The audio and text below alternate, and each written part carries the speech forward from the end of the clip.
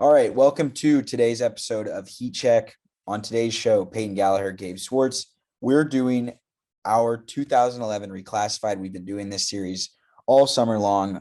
Took a break last week to go win an all-time draft against two other Blaze It's podcasts. casual. It's light. It's light work for us. That's what we do. Shout out Larry Bird. Shout out Steve Nash. Shout out Kawhi Leonard. Penny Hardaway, who might become the new head coach of the Orlando Magic, and John Calipari, who might get he's going to get some talk in this podcast as well. He gets talked about in just about every Reclassified podcast that we've done. We're going to go from there, but we're doing the 2011 class, and then we'll get to a little scholarships and sanctions at the end. I'm sure we'll talk a little bit about the College World Series as that gets going. Tonight, we're recording on Monday night. Obviously, this comes out on Tuesday night, so maybe we'll have one game old takes that people will be able to laugh about. All right. Any opening thoughts on the 2011 class before I get to our original rankings, college basketball, All-Americans from this class, who won the national championship, and then you gave me extra homework assignment. And in the 2010 class, you said, let's see who has won NBA championships from these recruiting classes. So I did that for this class as well, but what are your opening thoughts? When you said extra homework, I thought you were going to come back with something about proving to me why Michael Benajay should not be on this list. That's what I thought you were going to. Yeah, because I spent 5 minutes before this just explaining to you why that was not a rational thought to have. The honorable mentions will be a fun part of the pod, so stick around. But I'll say this. I think the biggest impression is, wow, Anthony Davis is probably the best college basketball player delivering on promise as a recruit of any player in the recruiting ranking era. I don't think that's a controversial take, really. I don't either. He's the best one and done of all time. Carmelo Anthony can make a claim, and I will listen to that claim. It's not a bad claim to this at all. I've said claim three times now in two sentences, but no player has, I don't think, come in and dominated both ways the way Anthony Davis was. And sometimes it wasn't always pretty offensively. It certainly started to round into a better form by the end of the year. But defensively, I don't think we've seen guys that affect the game defensively the way Anthony Davis did. Like, you just could not shoot the basketball comfortably within 5 feet of the rim. Yeah, and the offensive things, one of his worst offensive games of his career was in the national championship game, and he still dominated it. And we'll talk about that later. We'll talk about Anthony Davis. It won't be very long before we get going talking about him because I think he'll be coming off the board pretty early. All right, let's set the stage. As always, we'll take a peek back into where we were originally. So the original 2011 rankings, I always read off the top 15. I guess I should read top 16 if we're ranking the top 16. So top 16. Yes. Anthony Davis was number 1. He went to Kentucky. Austin Rivers, obviously that's Doc Rivers' son, second to Duke. Third was Michael Kidd-Gilchrist at Kentucky. Fourth was Bradley Beal to Florida. Fifth was Quincy Miller to Baylor. Scott Drew was throwing the bag around early. Marquise Teague, Kentucky at 6. James Michael McAdoo at 7 to North Carolina. One of the all-time dunkers in college basketball, LeBron Nash, goes 8 to Oklahoma State. Kind of set the stage, opened the door for Marcus Smart to come the next year. 9 was Adonis Thomas to Memphis. 10 was Cody Zeller to Indiana. Pretty big-time program changer there. Josiah Turner at 11 to Arizona. Kentavious Caldwell-Pope to Georgia at 12. P.J. Hairston at 13 went to North Carolina. Kem Birch at 14 to UNLV. Mike Kabongo to Texas at 15. And Brandon Dawson at 16. He went to Michigan State. So there's where we are with that. All Americans from this class. In 2012, Anthony Davis was a first-team All-American. Michael Kidd-Gilchrist was a second-team All-American. Both of those two were freshman All-Americans. Those were the only two freshman All-Americans. In year 2, Trey Burke and Otto Porter were both first-team All-Americans, consensus. Ben McLemore was a second team All-American as a redshirt freshman. Cody Zeller was a second team All-American in 2013. Those are the 2013 All-Americans. As we get to the third year, the only person who was an All-American as a junior or redshirt sophomore was Arizona guard Nick Johnson, who was a first team All-American in 2014. In 2015, the National Player of the Year, Frank Kaminsky, was a first team All-American in 2015. Malcolm Brogdon and Kyle Wiltshire were also second team All-Americans in 2015, along with Northern Iowa's Seth Tuttle. Brogdon was also an All-American first team in 2016, along with Jared Uthoff, who signed with Wisconsin and then immediately, I think, backed his way out of that and went to Iowa, to become a second team All-American in 2016. So those are your All-Americans. National champions from this class: Anthony Davis, Michael Kidd-Gilchrist, Marquise Teague, and Kyle Wiltshire. All of them were a part of that 2012 Kentucky squad. All of them were freshmen. Obviously, Wiltshire then eventually transferred to Gonzaga. Louisville in 2013, they went to the Final Four. All these guys went to the Final Four as freshmen, lost to Kentucky in the Final Four, came back the next year, avenged the defeat, and won the national championship, although it was stripped away from their resumes. And that was Shane Bohannon, Wayne Blackshear, Kevin Ware, and Zach Price. 2014 UConn was a class that was a year after Shabazz Napier, but these are the guys who won the title with Shabazz Napier in 2014. DeAndre Daniels, Ryan Boatwright. And then 2015 Duke had Marshall Plumlee, who was a redshirt junior in 2015 in that season, and then Quinn Cook. Those are the national champions. So we're there. I kind of gave you a spoiler on NBA champions from this class. I sent you a text and I said, how many guys do you think have won it? You said 15. I responded, there's 8. If the Suns win the NBA championship this year, sometime in the next 2-3 weeks, there will become 10. If the Bucks win with Pat Connaughton, there will be 9. How many of the 8 can you name? Okay, so I know that 3 of them were on last year's Lakers team. 4 of them. Wait, no, 3. Taylor Horton Tucker is next year. Correct? No. I only sent you the Taylor Horton Tucker thing because I was just like, wow, I'm older than him. That's actually a good point. No, yeah, for sure. He's multiple years away. So we'll back that up.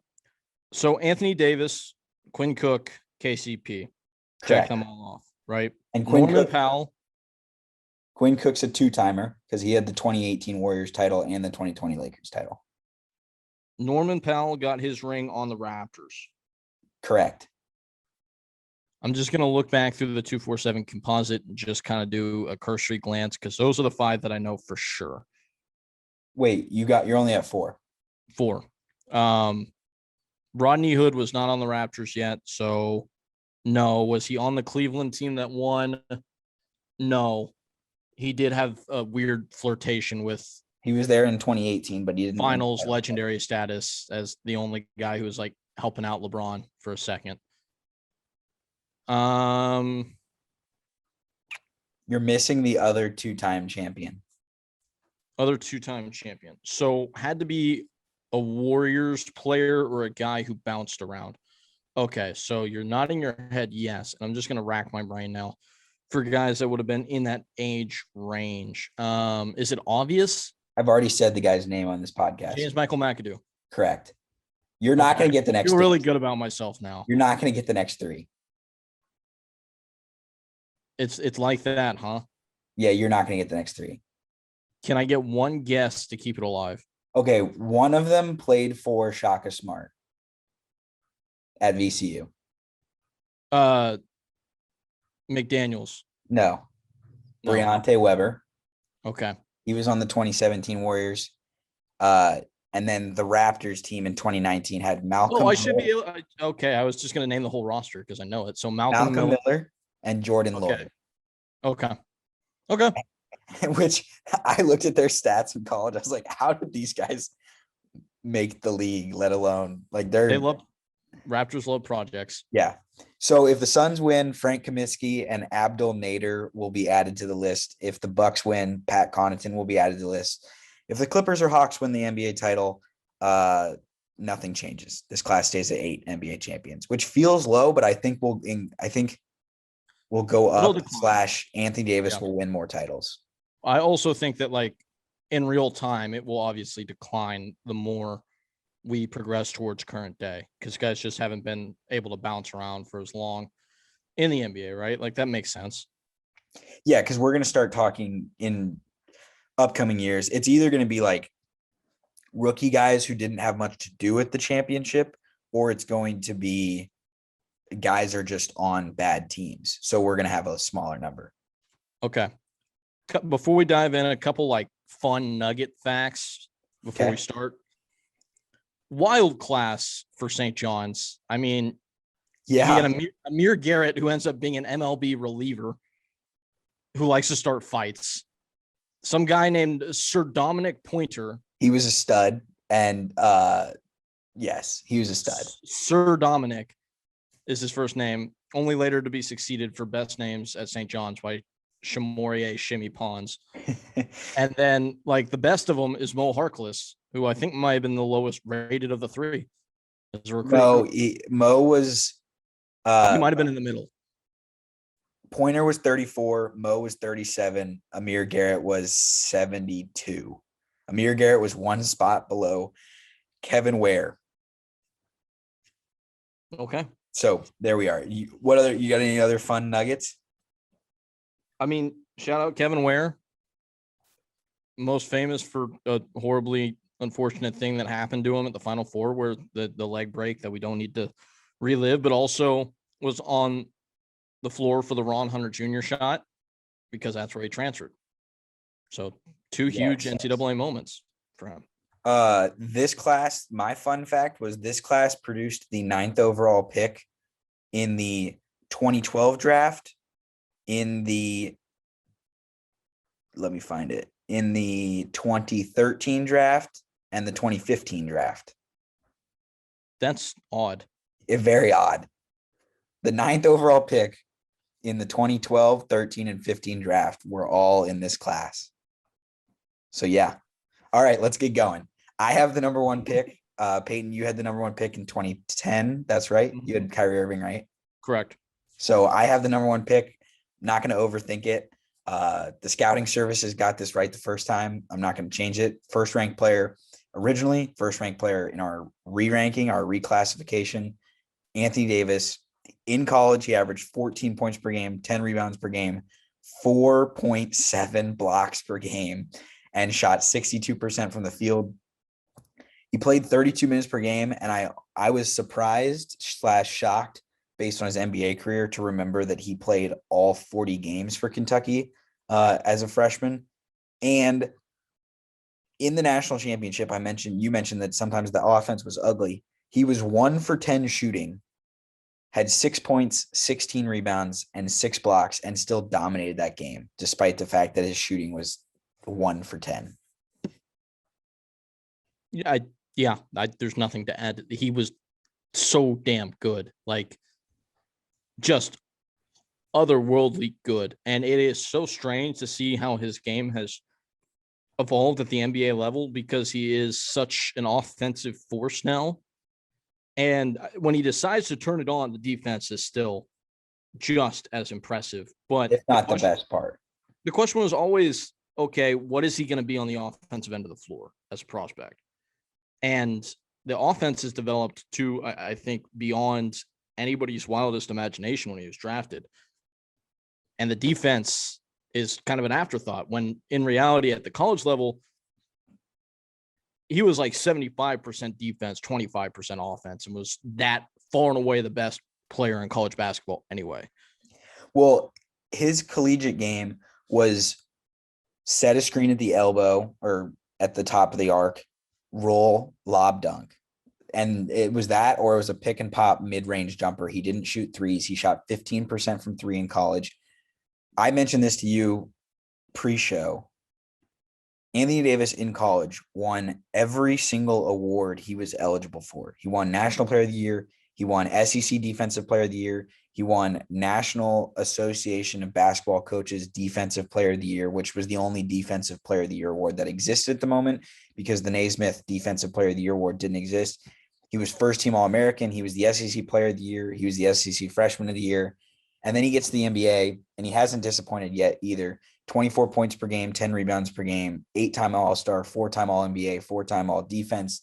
And you can make the argument he was the best player on a championship team last year, first overall pick, and he hasn't disappointed. Yeah, he's the number one player. And I went back and rewatched the national championship game of 2012 just to remember, kind of cruelly remind myself how demoralizing he was. Yeah. And within the first 5 minutes, there's a stretch, I think at like the 15:50 mark, where KU runs a pick and roll with Withy and Tyshawn Taylor. They throw a lob to the rim, and AD just jumps up, snatches the pass, outlets it. It leads to a layup. KU tries to like push it up the floor real quick, get the ball out of bounds. Tyshawn Taylor drives straight at AD. He just wipes away a block, and it's a layup on the other end. It's like, it was over. Like, it was over that quick. Yeah. Like, he was soul breaking. As a person who rooted extremely hard for a Vanderbilt team that played him 3 times, which I think is probably the most of any other team aside from the other teams that beat in the SEC tournament that year, right? I think they played Kentucky, or they played Indiana twice, because they played did. They the put them in Watford the game and they played them in the Sweet 16. Right. That Kentucky team was just so unbelievable. And like, it was frustrating because Vandy had him on the ropes twice, was leading in the second half twice in the regular season, and didn't beat him either time. I couldn't believe that they beat him in the SEC title. But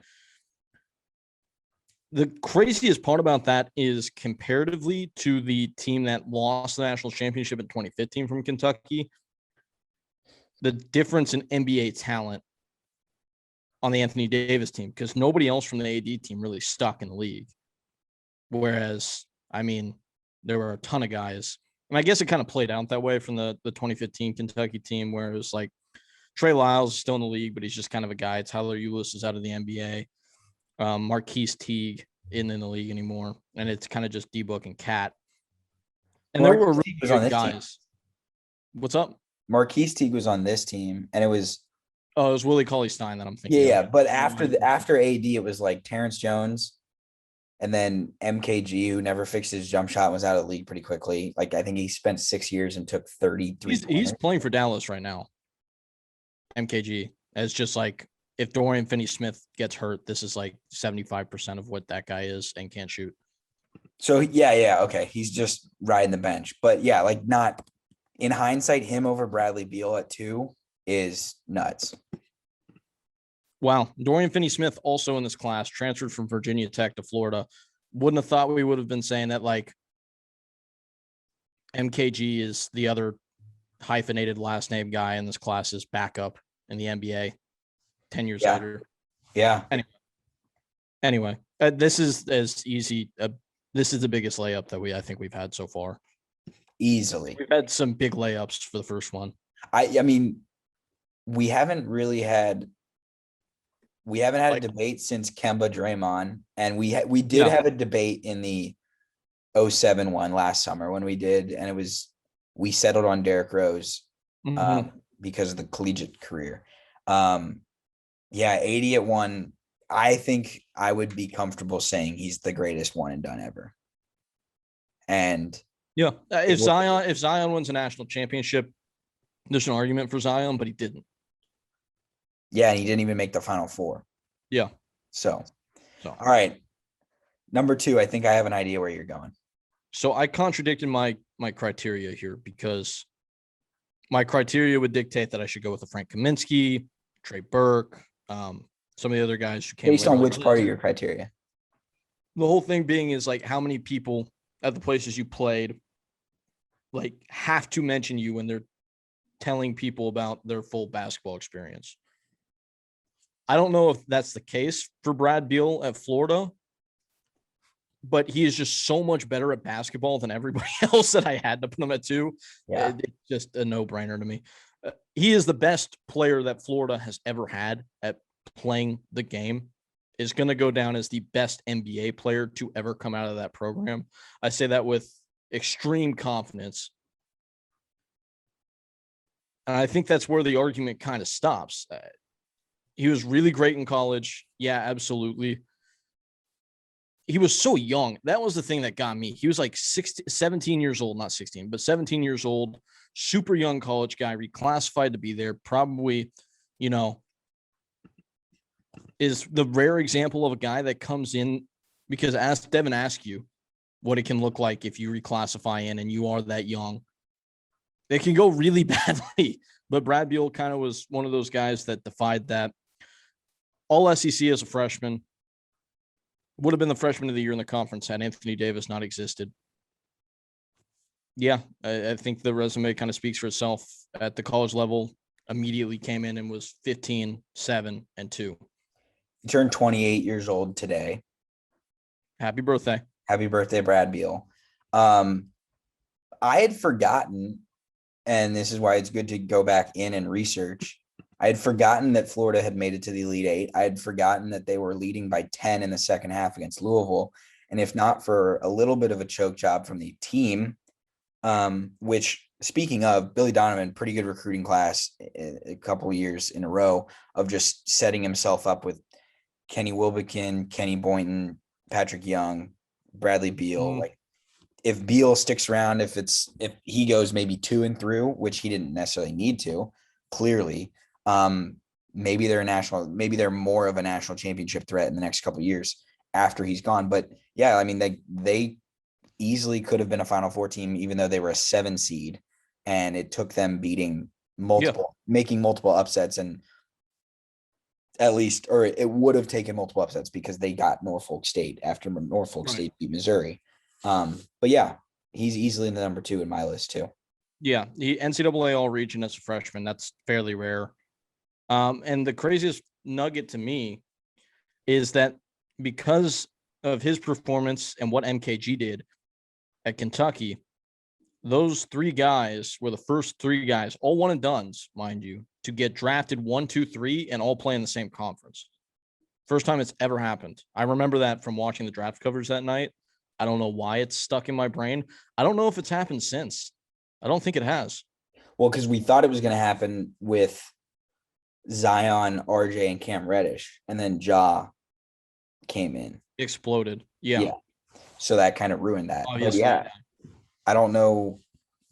I don't think it'll happen very frequently. So that's kind of a rare thing. And MKG was really good in college, but we'll see if he makes the back end of this list. It's definitely like a flashpoint college basketball season. It's one of those seasons that sticks out just a little bit more, at least to me, than some of the others, Yeah, because it was one of the rare seasons where the team that you felt was the best team all year long actually won the title. That and the fact that they were a freshman laden team, it was kind of a exception to the rule where normally you see teams like Louisville that was super veteran win the national championship at this point in time. And then Kentucky happened, and it was genuinely one of the 2 teams ever that won a national title with their best player being a freshman. Yeah. All right. At number 3, I'm not going to do what you think I'm going to do. Whoa. I hate you for this so much. I'm not going to do it so much. I hate you for this. I'm going to take Malcolm Brogdon at 3. What, Gabe? Because he was so good, so solid, 3-time All ACC, 2-time All Defense, 2016 ACC Defensive Player of the Year, 2016 ACC Player of the Year, 2-time All American. The numbers are not necessarily the most impressive. 13 points per game for they are good. 4 rebounds, 2.5 assists, but under the Virginia pace, which you have to account for, those numbers adjusted for natural inflation would have been a little more impressive. So I'm not docking him for that.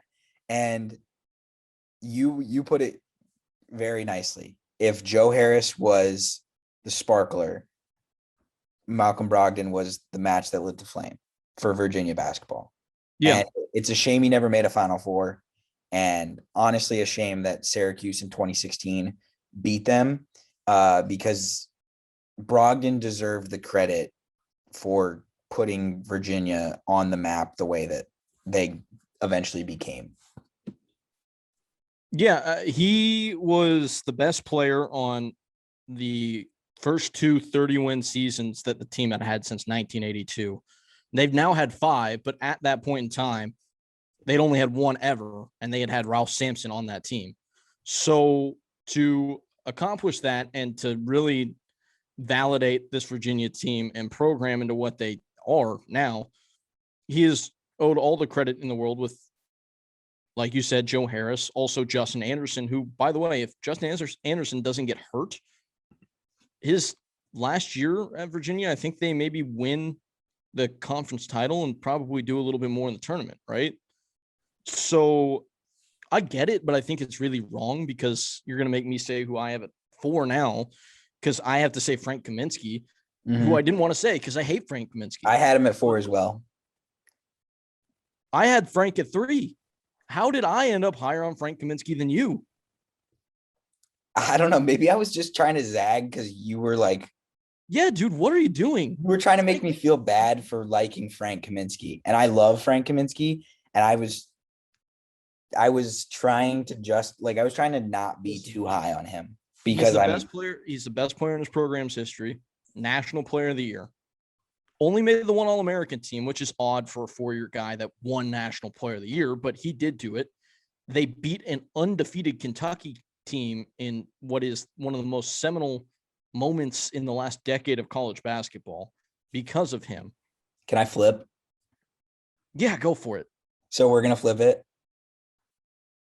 Yeah, we're going to flip it. All right. Yeah. I'm picking Frank at 3 and you're taking Brogdon at 4, right? No, I'm going to take Trey. No, put Brogdon at 4. It's really tight. I've gone back and forth with this. So Trey Burke is the next guy. And let's just clarify. As I've noticed. Okay, then I'm leaving it. We're going Brogdon 3. Hold on. I had on the original list that I wrote Burke 4, Brogdon 5, and flipped it, but was still on the fence and was going to see what I felt like when we did this. So let's clarify here. There is a clear strata with almost all the lists that we do, right? It's almost always grouping. So it's 1 and 2. 3 through 5 are pretty set. It's going to be that 3-player group in some order, and so on and so forth. So the players being discussed now are Frank Kaminsky, Trey Burke, and Malcolm Brogdon. Now, Brogdon by far has had the best NBA career, and he was on par with these guys at the college level. The difference is, and I'm just raw statistics, he was on par with these guys. Trey Burke, National Player of the Year, went to a national championship. Frank Kaminsky, National Player of the Year, went to a national championship. Now, the stats are almost Final Fours. Also true.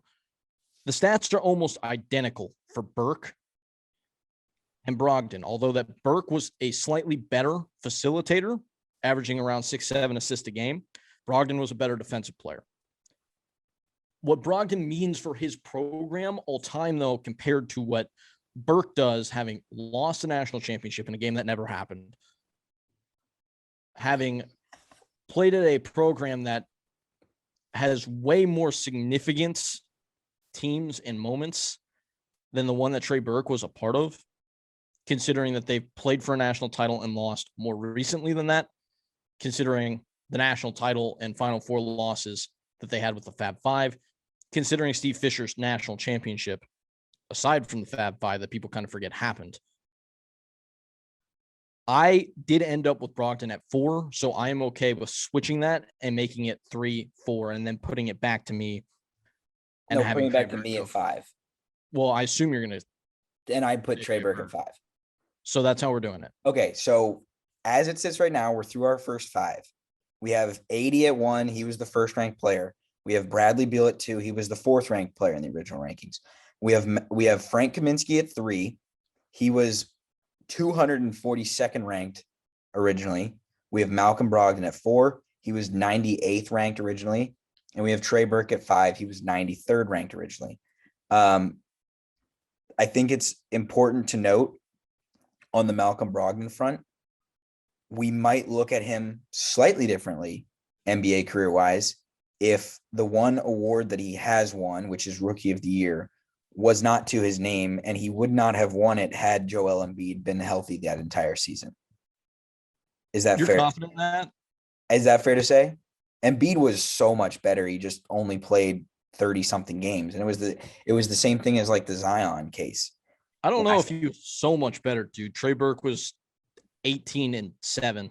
No. Embiid versus Brogdon, rookie of the year Okay. Sure. Fair. at the NBA level. Yeah. Embiid You're is talking about the rookie of the year. I don't know. My brain went somewhere else for a second. yeah. Yes. Okay. No, if Embiid had played the full year, it was a no doubter. I thought Brogdon deserved to win the award, but the other people competing for it were like, it is historically regarded as like one of the weakest rookie of the year fields ever, because like Dario Saric was the guy that was third on that list. Yeah, it was not very good.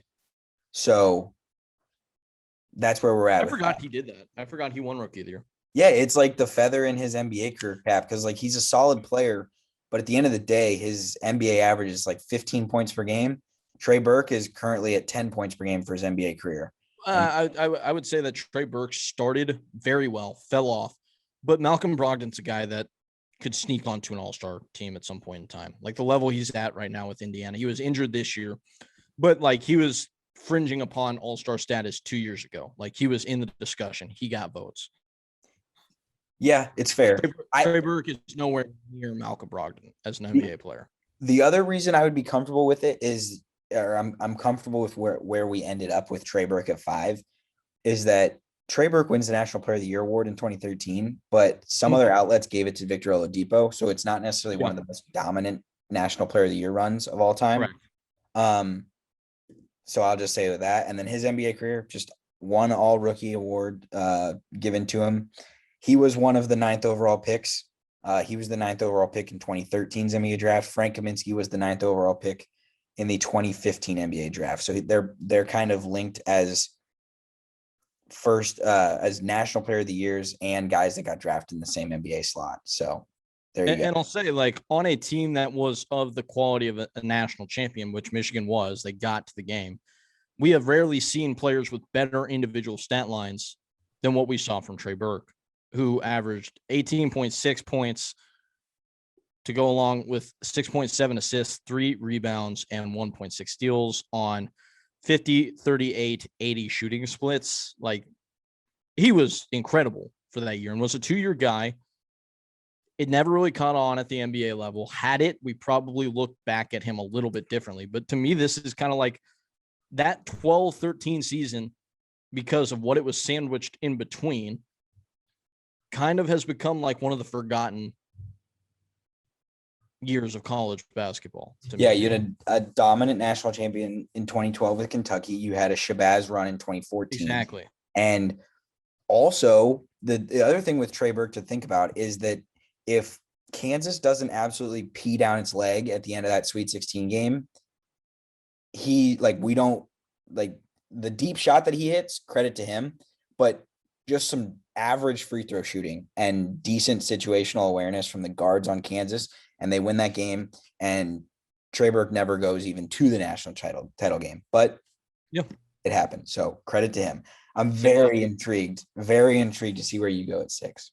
Oh boy, you're going to hate this so much. This is where the controversy really starts. And like, you would have thought what we just did was controversial, literally flipping a pick and like having to somehow untangle the order of 3, 4, and 5. But this is going to get really frisky. Okay. You buckled up and ready? I'm trying to guess where you're going with this. Have a guess. Have a stab. I'm going to guess you're going Otto Porter. No, I'm not. Okay. Respect. I'm good with anything then. We'll see how long that respect lasts, because I'm going with Austin Rivers. I'm okay with that. Not where I would have gone. I thought about going. I was back and forth flip-flopping between him and Cody Zeller, who I assume you will now go with at 7. We'll see. But Austin Rivers, I think, is you mentioned to me he doesn't feel like a Duke guy, and I agree.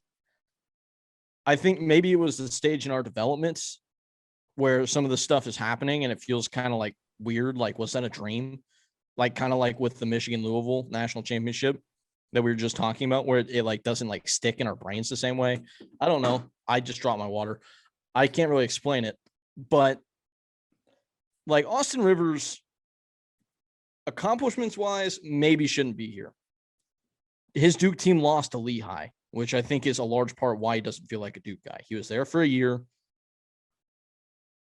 I was kind of surprised to find out that he wasn't an All-American, at least first team All-American this year, because he was very good. A true two guard that was a better scorer than facilitator, averaged 15 and a half, 3 rebounds, 2 assists, just kind of got buckets, but has the most iconic shot in the most iconic rivalry in the sport, if not all of sports. And for that reason, he is emblazoned into the brains of everybody who watched sports, period, at that point in time. Like, that shot gets played on the commercials about why sports are great. I asked you what percentage of the magnitude of how iconic it was compared to the Leitner shot, because those are the 2 greatest shots in Duke history. Obviously, it's not quite there because of the magnitude, the stage that shot was hit on by Leitner. But based on my criteria, and I'm going to hide behind that here, I put Austin Rivers at 6. He was such a lightning rod that entire season too. He got up his threes. People hated him. People loved him. I feel a lot of Duke fans are like, this is not JJ Redick. What's going on? But yeah. But he was still hateable because he was, coach's son, coddled, people would think he was coddled and all that kind of stuff. And stuff that persisted well into his NBA career. Yeah, the coddling did exist for a decent amount of his NBA career. And then he like gets his dad thrown out of an NBA game when he's playing against him in Houston. It was like, I hate you, Dad. I don't think he actually said that, but it kind of looked like more contentious than you would think. No, he was just egging him on. I think the biggest issue I have with this is that Duke brought in another guard in the same recruiting class that I think Duke fans like more. Michael Benejet. No, I'm kidding. Yeah, because one of these guys was here for, we'll talk about the other guy later, so I don't want to give away the name. One of these guys was here for 4 years. The other guy was there for 1. And one of these guys won a national championship, and the other guy lost to Lehigh. But it's because it happened his senior year.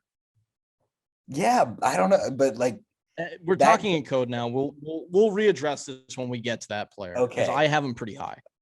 Okay, am I gonna bail on my board? Whoa! Who do you think is my? This is getting frantic and weird fast. Who do you think is my best player available? If you were to guess, I thought for sure it was Cody Zeller. It is not. I feel like there's no way. There's no way what? It's anybody other than Cody Zeller. Cody Zeller. I feel like there was a clear drop off. I don't. Are you going to tell me like Kentavious Caldwell Pope? He is the best player available. No. But what are you doing? I will wait and not pick him yet. I just think he's boosted by the fact he was an NBA champion, and we'll talk about him later. I'm gonna go with Cody Zeller. By the way, he is 10th on my list. Continue. Okay. Carry on. I will pick Cody Zeller at 7. Okay. Sensible. Career averages in college: 16 points per game, 7 rebounds per game. We're putting him at 7 here. He was originally ranked 10th in this class. Public service announcement: Austin Rivers was 2nd ranked in the class. You just put him at 6. Cody Zeller at 7 for us. That's probably what him and KCP are the last of the top 10 guys that we name. If Andre Drummond doesn't count because he reclassified in so late that he didn't get this status. He didn't get status as anything. Yeah. Yes, those are the last of the guys in the top 10 that I have listed. Okay. Yeah, Zeller ends up being an All-American, 2nd team in his sophomore season. He was All Big Ten. Mm-hmm. He was actually Big Ten Rookie of the Year, aka Freshman of the Year, which is important to note because that means that people thought his freshman year was more impressive than Trey Burke's freshman year. Yep. And then he ended up being the 4th overall pick in the NBA draft, which the 2013 NBA draft was very weak. So I don't think this is worth holding against Cody Zeller because I think in a draft as weak as that was, and like people will go back and say, yeah, like that was the Giannis draft. It was the Giannis draft. But not everyone scouted Giannis. Not everyone knew what they were. So the fact that That's a Charlotte, Gobert draft too, right? I think so. Yeah. The fact that Charlotte just got a serviceable NBA big that has been there for now 8 years, I don't think is like a massive, massive whiff. And I think Cody Zeller is just a solid guy. And most of his value in this, most of the reason he's so high and higher than he was originally ranked is if you look at Indiana, and let me pull up the numbers at the moment, because if you look at their program history, Tom Crean comes in what year was that? 2008, 2009. They go 6-25. They go 10-21. They go 12-20. The 12-20 is the 2010-2011 season. That's Victor Oladipo's freshman year. That's Christian Watford's freshman year. I think it's Christian Watford's sophomore year. Jordy Hulls was there. Will Sheehy was a freshman with Oladipo. All of those guys are there. They still go 12-20. Cody Zeller comes in, to his credit, or not to his credit, to the fact of, let's be fair, all of those guys mature, but Cody Zeller comes in, they go 27-9 and then 29-7. So he really boosted things. He got them back in the NCAA tournament. Of course, they lose in the Sweet 16 both years. And the second year was not necessarily the most successful outcome because I think they probably should have gotten out of that East region, gotten out of Washington, D.C. and gone to the Final Four. But, everybody runs into the Bim Jheim zone at some point and has a regretful loss. So I'm not going to hold it against them. Cody Zeller at 7. That's where I'm at. You convinced me. Win for you there. Dub. I just think it's so funny that if you look back at that 2013 class, and this is relevant because a lot of the guys that we're going to talk about are from that draft class. Mm-hmm. The two best players were drafted outside the lottery. One was at 15, Giannis, who missed the lottery by a pick. The other one was Rudy Gobert at 27. And then you could argue that CJ McCollum, who was picked 10th, is probably the third best guy from that class. Oladipo, also in there. He was picked 2nd. Okay. Shout out.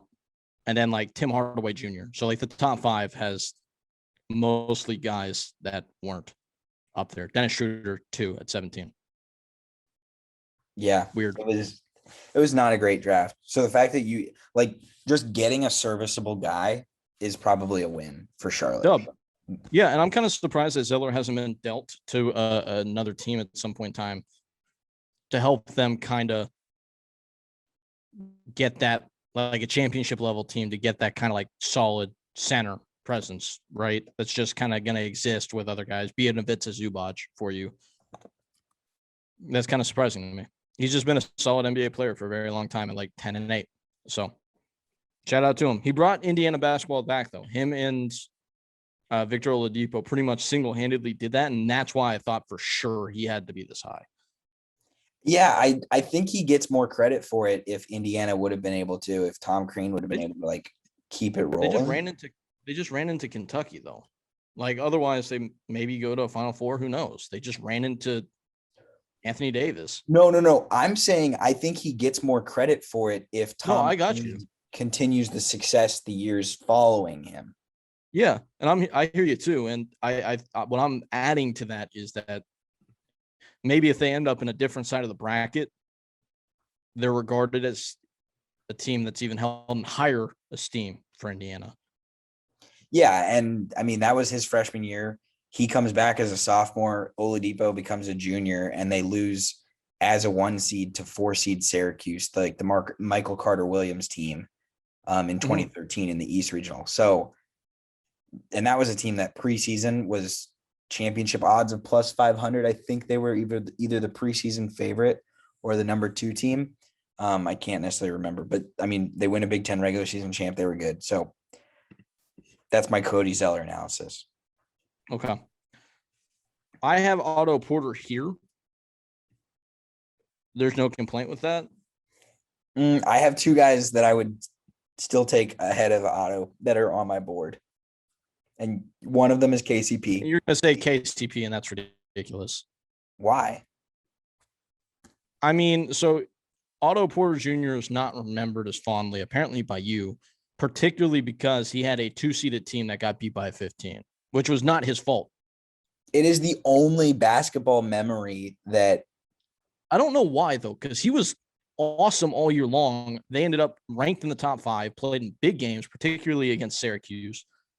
He was a Big East Player of the Year, consensus All-American, top 5 pick, a guy that in the NBA, once he figured it out, was pretty good, got paid, couldn't stay healthy, so you look at him a lot more negatively now, and as most people do. But that's fair.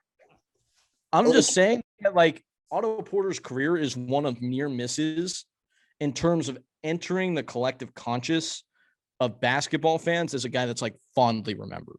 Instead, he's just another guy, and I'm saying he shouldn't have been that. If they just don't end up on the wrong side of a 15-2, same thing with Virginia on the 16-1 upset. They just ran into the perfect storm on the wrong night and got beat by a team that, by the way, then won another tournament game and went to the Sweet 16. I need to object to something. Okay. You said that this was not his fault. Otto Porter against FGCU went 5 of 17 from the field. He was not good. He was also not the only reason they lost. He was one of the first 3 reasons you would say. Yeah, anytime a team loses a game like this, the best player probably is going to be cited. But his junior year, I mean, his sophomore year, he averaged a really robust, like 16, 7.5, but it was like really difficult shots, like working people out of that 15-foot range, hitting turnarounds and stuff like that. Was one of the best defenders in the country at that point in time as a forward to average 1.8 steals per game. That's kind of hard to do. You're not on the ball very often.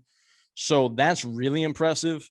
And was a guy that shot, again, 50-40 shooting splits from the field, shot 77% from the line that year. He was unbelievable that season. Unbelievable. I'm not saying he wasn't. The driving force behind the only other time that Georgetown's really been, like, relevant nationally post AI, aside from, I guess, whenever, like, Patrick Ewing had them win a couple games in New York this year and they won the Big East tournament championship. Yeah. I mean, so, like, all that stuff matters to me a lot more than what KCP did at Georgia. And that's coming from somebody who very closely watched him in college because I followed that conference. Yeah. But, like, I mean, I can't believe that sometimes I'm the one who's like, yo, the NBA accomplishments matter. Because the NBA accomplishments mellow and peter out significantly after this. KCP happened to be at the right place at the right time in his career because he was represented by clutch. That's just a fortuitous bounce. There are a lot of guys in the NBA that could have done exactly what KCP did. That's fair. I will accept that. But in a freaking bubble. I don't. Okay, stop. I can't. It's a good shooting background. So players like him are going to have more success. Oh, okay. I thought you were like. No, I'm not negating the championship. I thought you were Mickey Mousing the title run. He said hour. That is so much about why you have him higher is because he got Braun, your boy, another ring. That's it. Is the other one of the 2 guys you said you had ahead of Otto Porter Jr., Quinn Cook? Yes. Okay, so let's talk about Quinn Cook now, because I assume, unless you want to go KCP here after I've just kind of put egg on your face about him, because I'll take him at 10. Well, here's the thing. It's not egg on my face when I was going to admit his faults. I had listed down right below all SEC Player of the Year, all freshmen. I had listed down all caps, never played in an NCAA tournament game. So Hand up, give me some credit. Which, by the way, wasn't his fault. Like he played on a horrible Georgia. I was about to say, like, I'm not going to call college athletes like legitimate bums, but like in terms of college basketball in the SEC, it was a bum squad around KCP. Like he was doing everything he could, everything in his power. You know how good you have to be SEC Player of the Year on a team that threatened no one. No one. Yeah. Yeah, hit clutch shots like all the time. Absolute bucket game. I think at the place that we're at, with knowing what's going to come off the board the rest of the way, I don't think I'm doing anyone a disservice by putting KCP at 9. Is he the third best player in Georgia basketball history? Are we already willing to say Anthony Edwards ahead of him? Probably. I'm comfortable with that. He's on the Georgia Mount Rushmore. Obviously, Dominique Wilkins is one. Yes, that's obviously Neek is one. Yeah, I'll put KCP I'm going KCP at 9, and I'm going to go trust fall with you. I'm going to say you're going to put Quinn Cook at 10. Yeah, I had Quinn Cook 9, so we can do that now. I value NBA success when it is on a monumental level, right?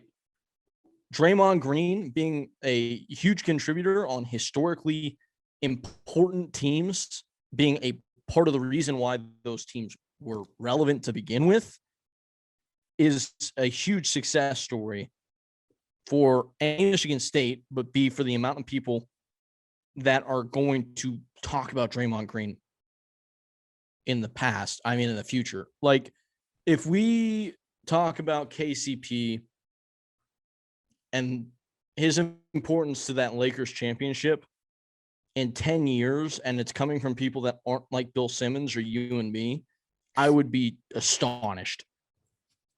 I mean, one of the most iconic things. That leaves like a small contingent of Georgia fans who are like, shout out KCP. He was kind of good for us for a little while. Didn't do anything with him. Didn't go to the tournament. If I was going to devalue my KCP take more, I would say that a lot of the casuals would, or a lot of the Twitter people would say that the most iconic thing he's ever done is play an NBA game with a ankle monitor on. Mm-hmm. So I will say that is a negative in the box for me. But like, okay, listen. So here's the Quinn Cook. I want to give Quinn Cook his due. And let's do it. His due is, that one of the criterias in making a champion, flawed as it may be, iota sumu proof as it may be from this past year, is that no team has ever won a national title with 3 freshmen as their leading scorers. That 2015 Duke team would have been trying to do that if they did not have Quinn Cook. So his 15 points per game were very steadying. They were very necessary. And he scored in double figures in every game of the NCAA tournament other than the national championship. Yeah. So, and he had to he was all ACC that year and had to completely change his role into a more scoring oriented player, because the 2 years prior, he had been like the true point guard. He averaged 5.3 assists his sophomore year, 4.4 his junior year, and it was down to 2.6 his senior year because he had to adapt into a different role so that the team could thrive. So that Jones could play point.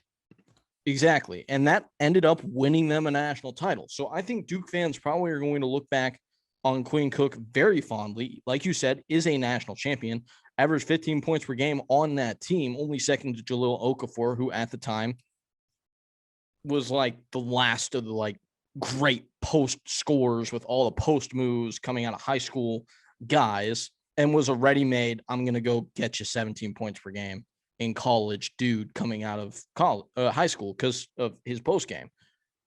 So I think Quinn Cook belongs here. I think that he belongs over KCP. You can make the argument that he belongs in that Otto Porter pantheon, but the things that Quinn Cook has contributed to at the places he's been, far more important and Duke fans probably look back on him far more fondly than Georgia fans look back on KCP. And I would say because Georgia fans don't care. Very valid point. I would say Duke fans care about him more than Austin Rivers. So I would push back. I would use your own argument against you in that sense. But there's a massive amount of people beyond just Duke fans, college basketball fans, sports fans that remember the Austin Rivers shot, which was the whole point of my argument. That's fair.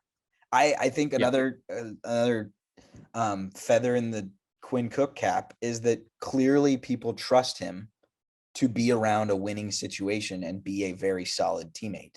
Otherwise, he's worked really hard to be there. Yeah, it's hard to just be the 12th guy on the Warriors. It's hard to just be the 13th guy on a LeBron team. Like, that's emotionally taxing, and it's a difficult job, even though it looks like, you just show up to work and root for really good players to play well all night. Like, you're putting in work that a lot of people are not seeing, and being a good teammate is something that's valuable. So Quinn Cook gets bonus points there. I think he's just a very malleable, adaptable talent that has fit to the pieces and the needs of the teams he's played for a lot of time.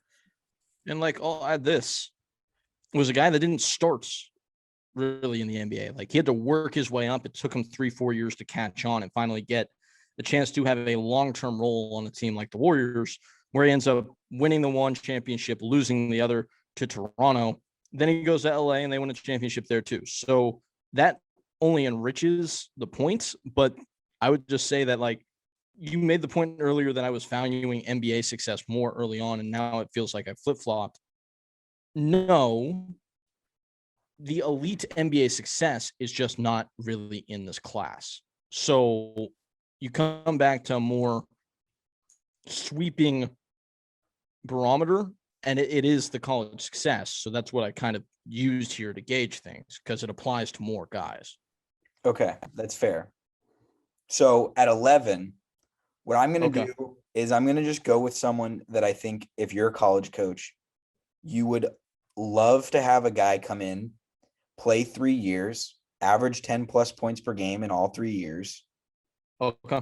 Become an all-league player, be an all-freshman player as a freshman, be a contributor, and never be a dominant, overwhelming personality or anything, and end up. I think I'm going to end up disagreeing. I think I know who this is, and I think I really don't agree with it. Who do you think this is? This is Spencer Dinwiddie, right? This is Spencer Dinwiddie. Boo. You love Colorado guards. You love Colorado guards. I just respect the fact that in 3 consecutive years, Colorado went out and recruited Alec Burks, Andre Roberson, and Spencer Dinwiddie out of the 130 to 165 range, and got solid NBA dudes out of all of them. And did nothing with them. Fair point. Fair point. Part of that is because they couldn't recruit bigs.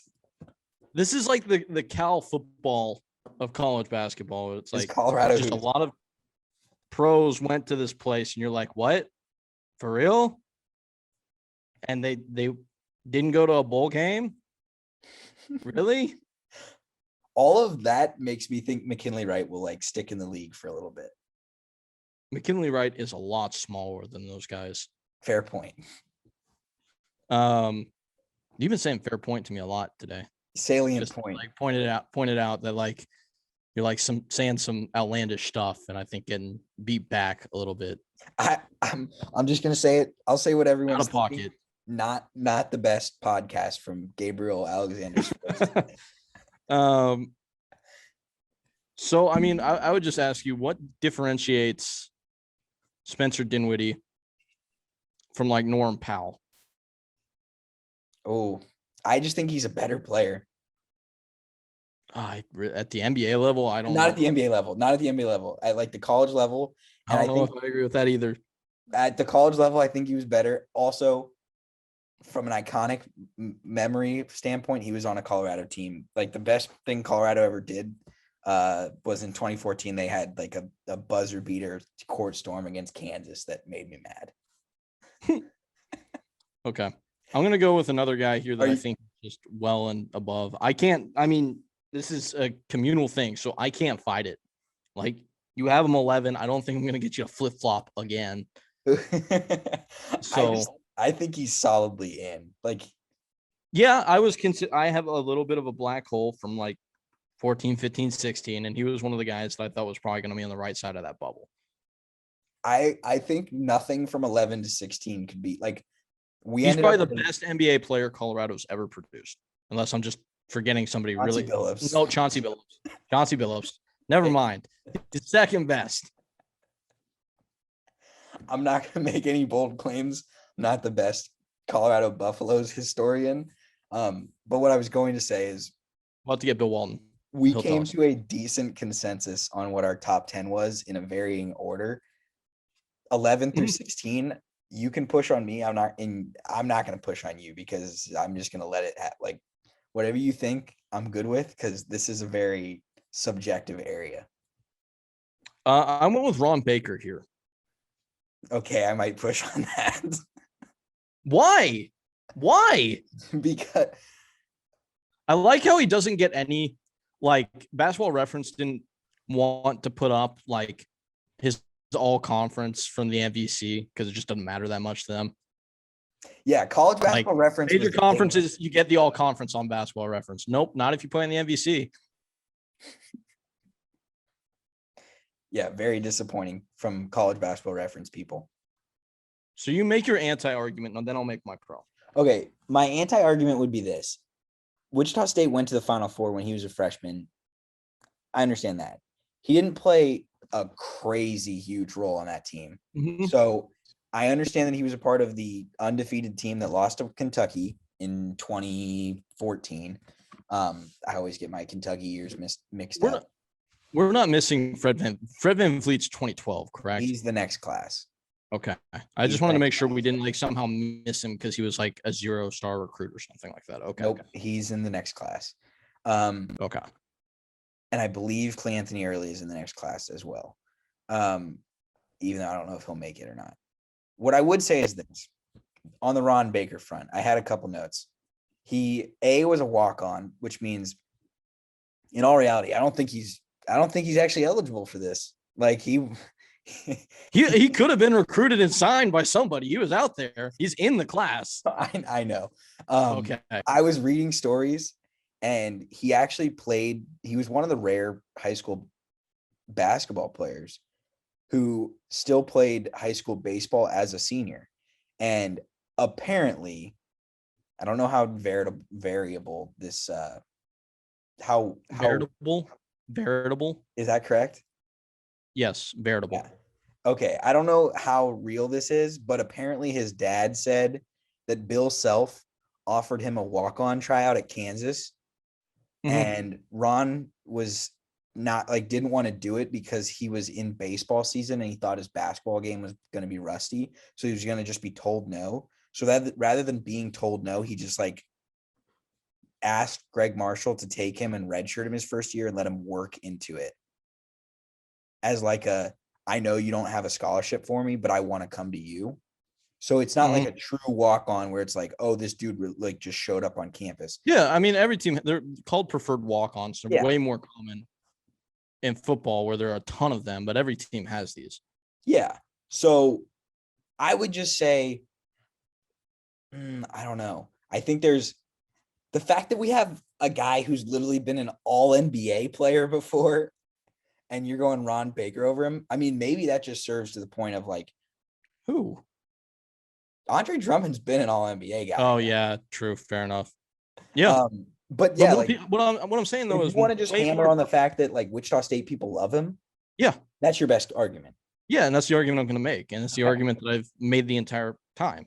To that program, he is the second most important, beloved player in the history of that program. You could argue first because he's from the state of Kansas. I don't know a lot of Wichita State people. I would love to get a straw poll. He's in that group with Clay Anthony Early and Fred VanVleet. And what they did at a program in that little blip historically, I mean, we're talking very seldom has anything of that measure ever occurred, right?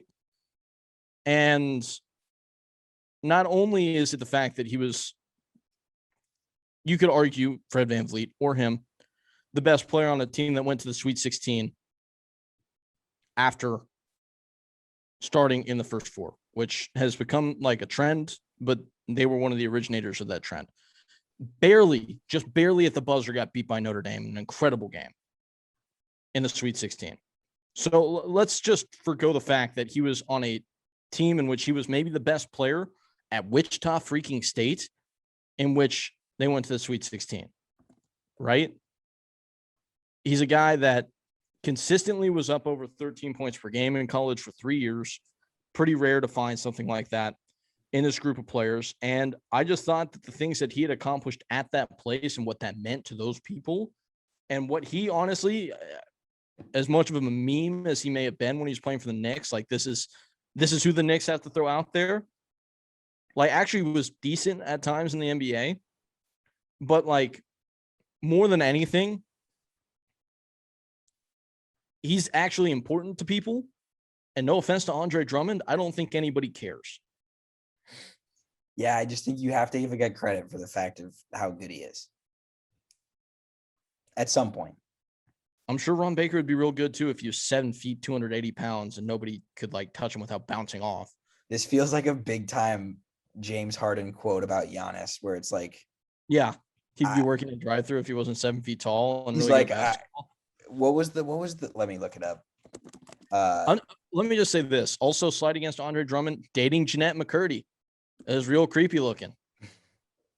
Sam Puckett from iCarly. It was like, this shouldn't be happening at all. James Harden quote, I wish I could be 7 feet, run, and just dunk. That takes no skill at all. Basically, that was your argument against Andre Drummond. Well, my argument against Andre Drummond is nobody has strong emotions about Andre Drummond. Yeah.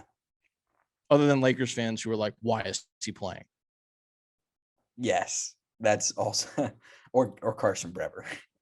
Also Carson Brever. So that's why I said Ron Baker ahead of him. Okay, so Ron Baker goes at 12. At 13, do you want to guess where I'm going? Pat Connaughton. No. What the?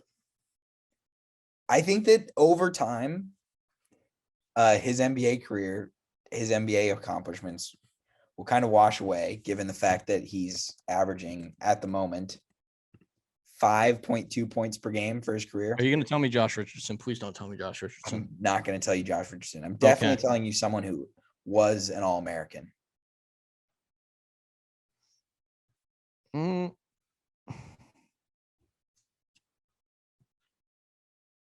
Someone was an All-American on this team. Shane Larkin? No. I don't know. I'm at a loss. I'm going with Ben McLemore. Oh, okay. Because he was 16 points per game, 5 rebounds per game on 49, 42, 87 shooting. All freshmen.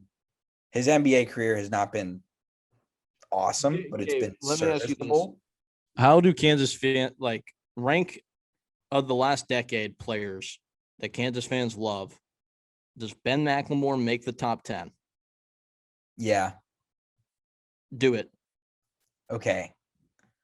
This is okay. You're putting me on the spot. I am. Okay. Because you're not going to be able to get him into the top 10. And you're going to be trying to. Of the last decade. Yeah. Does Austin Rivers make the Duke top 10?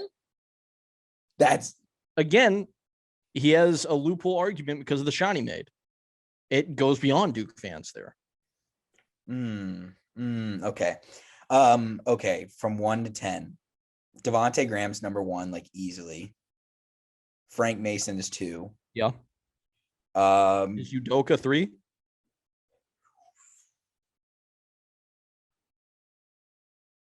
Probably Doak 3, Embiid 4. Because people love Embiid's personality in the NBA. Yeah. Perry Ellis 5. 6 through 10 is like what ice cream do you like the most? Like I think Svi Mikhailuk probably is up there in the top 10. Wiggins? I'd say Wiggins over McLemore. I don't Like know. Ben McLemore and Josh Jackson are the same player to me. No, no, no, no, no, no. Horrible take. Horrible take. Same NBA kind of career, I don't same agree with kind that of player, same one and done at Kansas, same draft range. How? because Josh Jackson was on a team that also had Frank Mason and Devontae Graham. Ben McLemore was on a team that had Taylor and Johnson and Withy and Kevin Young. So, or I guess Kevin Young wasn't even on that team. Like you had freshman year Perry Ellis. Like Ben McLemore was meant more to the winning of that team, in my opinion, than Josh Jackson did. Devon Dotson or Ben Ben McLemore. McLemore. That I feel like that's unfair because Devon What? Dotson. I feel like that's Oh, unfair okay. because Devon Dotson didn't get the national championship run last year. But I would think Devon would still be well in front of him. I don't know about that. I don't know about that. People love Ben McLemore. That's odd. And like you also like this is a stupid thing to say, but Yeah, I'm sure. the musical artist Macklemore was like very popular while Ben McLemore was on campus. What on earth? What? No way. You actually said that aloud. All right. Nothing in your brain went off and was like, I shouldn't say that. No, like I'm telling you, like culturally he had something to do with it. Culturally. Go look up the Kansas Harlem Shake video and just watch Ben McLemore. I know at the time he had like the anthem for college basketball on ESPN. Like he was in like the video or whatever. And then I'm telling you, after we stop recording. No, he had himself a little moment. His name watch, being the same as Ben McLemore shouldn't have anything to do with this. Go watch Kansas's Harlem Shake video with Ben McLemore in it and just watch Ben McLemore. You have to. All right. Who you got? I'm at an absolute loss. This is unreal. Who you going with at 14? I said Pat Connaughton. Okay, that's fair. I had Pat Connaughton one spot below Ben McLemore. Helped Notre Dame make the transition from Big East to the ACC. I'm going to try and bring us back on the rails here. Had big time NCAA tournament moments, was a clutch player, was an all ACC member, all ACC tourney performer. I probably should have checked this before I wrote him down. I was kind of in the midst of watching a pretty incredible soccer match in the Euros between France and Switzerland. So I was a little distracted towards the back end of this list. But did they win the ACC tournament? Yeah, he was part of the team that won the ACC tournament, which was obviously really clutch throughout that tournament. I remember him and Bonzi Colson and like Rex Pfluger, like getting him up. So that was big. And then they had a great tournament run with him. I think he's probably top 5 all time Notre Dame players. Would you say? I don't think so. We'll check the rankathon.com list later to see what Notre Dame fans voted on. But he's been a really good NBA player. Notre Dame fans probably love him because he was like an ace pitcher while he was in South Bend as well. So I had him here because I think that's just kind of the point that we're at now on the list. And I think college basketball fans remember him from that tournament run and ACC tournament run as well. Plus he was an electrifying player because he could like get up and like dunk on somebody.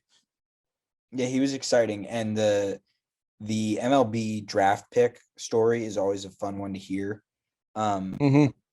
And could become an NBA champion within the next 3 weeks. So yeah, an important role player on an NBA team. Yeah, I'm not going to push back on that. 14 at 15 for me. Do I give Andre Drummond credit? No.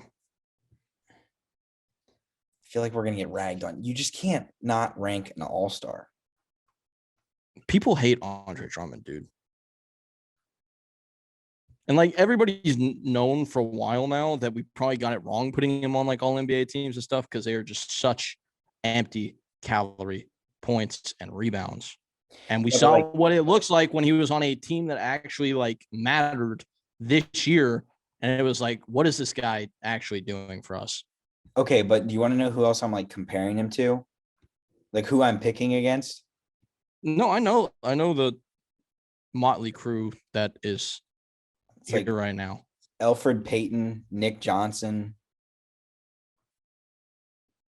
Norm Powell, Rodney Hood. Also, by the way, Pat Connaughton on the ranker.com list is 8th all time in Notre Dame history. Who's above him? So 1 is Austin Carr, 2 is Adrian Dantley, 3 John Paxson, 4 Bill Laimbeer, 5 Orlando Woldridge, 6 LaFonso Ellis, Kelly Tripucka, never heard of him. Okay. Is the only other guy in front of him. And he's ahead of Troy Murphy, apparently, which that doesn't make sense. That doesn't make a lot of sense to me. Yeah, I don't know what's going on there. Anyway. All right. I'm not going to stand for Andre Drummond not getting some acknowledgement. I'm just going to put him at 15. Okay. Okay, yeah. He's a 2-time NBA All-Star, 4-time rebounding champ. He was in 2016 All-NBA, and I understand that was probably wrong. I think that what we end up doing is, in hindsight, saying we were probably wrong about whoever was the 3rd-team All-NBA center a lot of the times because they end up looking dumb in the playoffs or a couple years down the road they end up doing. He just like was never in the playoffs, but yeah. Oh, he was on some bad playoff Detroit teams, wasn't he? I think so. The year they got absolutely like the worst playoff series I've ever seen against the Bucks, where I don't think they came within 20 in any game.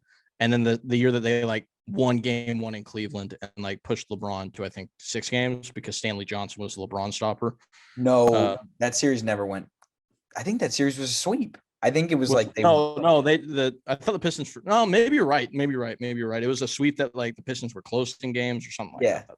And then LeBron and Kyrie just like ripped their hearts out. I'm just putting Drummond at 15. So you have 16, and then we'll go to honorable mentions. Okay, Norm Powell gets it on a team that won the Pac-12 tournament in 13-14, multiple second weekend tournament runs, was an all Pac-12 player. His last year at UCLA was one of the better scorers in the country at 16.4 points per game, to go along with 4.7 rebounds and 2.1 assists with 1.8 steals. Really solid NBA pro. I think his teams are kind of overshadowed at UCLA just because A, it's UCLA, but B, they weren't that great in the regular season a lot of the time. And then they would like make a run in the conference tournament or win a couple games in the NCAA tournament. They got to play UAB because they beat Iowa State in the second round of an NCAA tournament. So they got to go to the Sweet 16 and lose to Gonzaga. His senior year, just like a really, really nice player. Yeah. I mean, I like him a lot. So this was about bias because he played for the Raptors. Yeah, because he was part of a title team. So like I'll also say yeah, okay. I understand. I can understand the Norm Powell. He was part of the UCLA team that had the weird goaltending game, right? I believe so. Yeah, I think he was in that tournament with the Alford son. And they're like a lot of teams from UCLA in that era that aren't quite forgettable, but you don't quite remember them either. Mm-hmm. You get what I'm saying? Yeah. Yeah. Where it's like it wasn't super identifiable. Like you couldn't put your pin on which year it happened. Like it's like I know that Norman Powell and like Zach LaVine were there. Don't remember what they really did. Did they play with Kevon Looney or did they not play with Kevon Looney? Like I don't remember. I don't know. Yeah. Everybody goes to LA and they just kind of disappear into Hollywood for a second. Melt into the mush. Yeah. Okay. So honorable mentions, Elfrid Payton. Also, okay, let's just finish our let's go through our list and I'll say where guys were ranked originally. So you read it. Say the first name and then I'll tell you where they were ranked. Okay. Anthony Davis, First. Bradley Beal. Fourth. What? Where they were ranked. Oh, in the I thought you were saying on your original list. rankings. In the Okay. original rankings. I was like, huh? No. Okay. Frank Kaminsky, 242nd. Trey Burke. No, Malcolm Brogdon was 4. I understand the exercise now. Okay. Malcolm Brogdon, 98th. Trey Burke, 93rd. Austin Rivers, 2nd. Cody Zeller, 10th. Otto Porter Jr., 31st. KCP, 12th. Quinn Cook, 33rd. Spencer Dinwiddie, 132nd. Ron Baker, not ranked. Not ranked. Ben McLemore, 39th. Pat Connaughton, 97th. Andre Drummond, not ranked, but would have probably been ranked in the top 10. Top 10. He was weirdly reclassified. Reclassified in August. Very odd. That's pretty rare. Like how late in the game did Bagley reclassify in to go to Duke? It was by April or May. It was no. It was late, but it wasn't that late. Yeah. And like part of the discrimination against Drummond, I'll explain, was in college, came in, and like we all know he played at UConn. I was like, he had to be on one of the national championship teams. No, the team that he played for 1 year was a team that started like third in the country, finished as a 9 seed, and lost in the first round of the NCAA tournament. Yeah. So not much basking in the glow of Kemba Walker. I'm not going to love on Andre Drummond. I just thought he had to be ranked. And then Norman Powell was 16, right? Yes, Norman Powell was 16. And he was the 53rd ranked player in the class. So there we go. Okay. Honorable mentions. Who do you think? And I want to give you my gold. I can't believe that guy signed to play Division I basketball. Yeah, you've been flaunting this all day long. Even though Ryan, he never played a game of college basketball, so you know. Yeah, I kind of figured. Okay. Ryan Boatwright, shout out. DeJohn Parker played at Vandy, passed away in a pretty tragic boating accident. So RIP to DeJohn. I enjoyed watching you play. Marshall Plumlee gets a shout out, I think. My guy, Brian Nash, who is like one of the best college dunkers ever and was just like awesome to watch with Marcus Smart. Kyle Wilcher gets a shout out, I think. Worthwhile, right? Was on the Kentucky team that won. Yeah. Got some buckets at Gonzaga. Kevin Ware also think deserves some love. We already kind of talked him up at the beginning of the show. I'm looking for a specific name, and you know it. Roosevelt Jones. Well, no, it's not. Shout out to Roosevelt Jones, though, also. We'll come back to it. Kem Birch? No, we'll come back to it. You say your thing. Oh, Rakeem Christmas, shout out. Trevor Cooney, shout out. There are guys here who have had like major college basketball moments. Damian Lee, shout out. Paul Jesperson. Mm-hmm. Banked in 3 to beat Texas as the 11 seed UNI. Probably should have beaten Texas A&M and then mega choke job. Okay. Do you want to hear who the 623rd ranked player in the 247 composite was? A two-star. I'm at a loss. Okay. And here's a direct quote from a 2020 interview with the Undefeated. Quote, in an alternate reality, I think I could have made it to the NBA. I'm 6'1", 6'2". That would have been the toughest part. But with a 43-inch vertical, I think I would be able to make up for some of the height. This person averaged 9.6 points, 5.8 rebounds, and 5.4 assists as a high school senior. He's an all-star in another sport.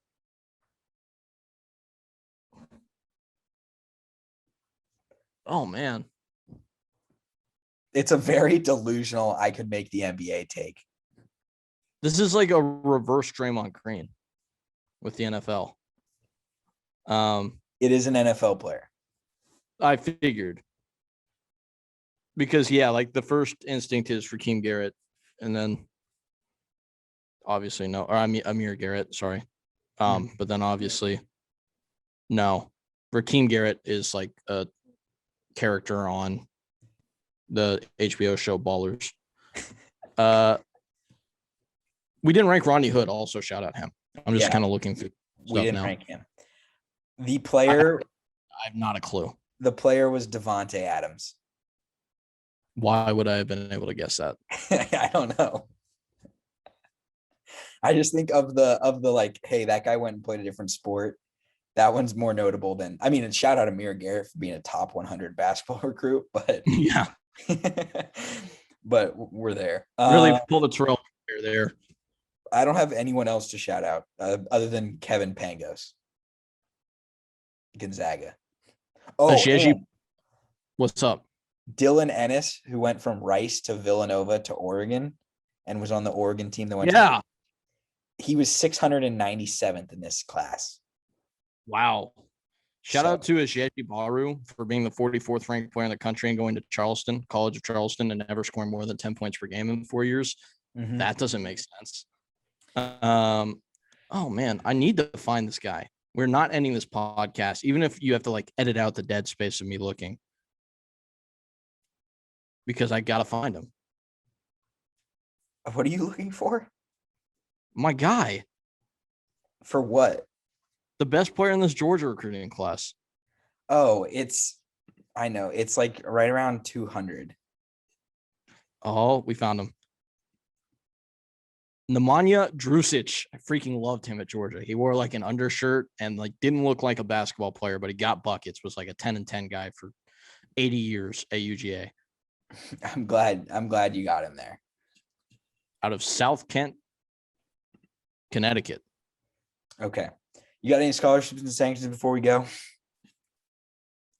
Yeah. I mean, obviously, College World Series is underway. They're about 40 minutes into that game. So, quick update of the score. It's 0-0. It's in a rain delay, so they just can't get things to start in that daggum tournament right now. Whole lot of delays, whole lot of things. Also, we probably should shout out MKG. Yeah, we should shout out MKG. The number 2 prospect in the class, the guy who went 3rd in the NBA draft. Wasn't a disappointment to the team that recruited him, but was a disappointment to the NBA. Yeah. I would say a sanction to everybody who's like, NC State got robbed of a national title. What happened sucked, right? And we're not going to dive into all the politics and all the everything behind it. And, you know, there's a lot of poop being slung at Vandy's direction. Some people are like alleging that Vandy like mandated that the NCAA test COVID vaccinated players.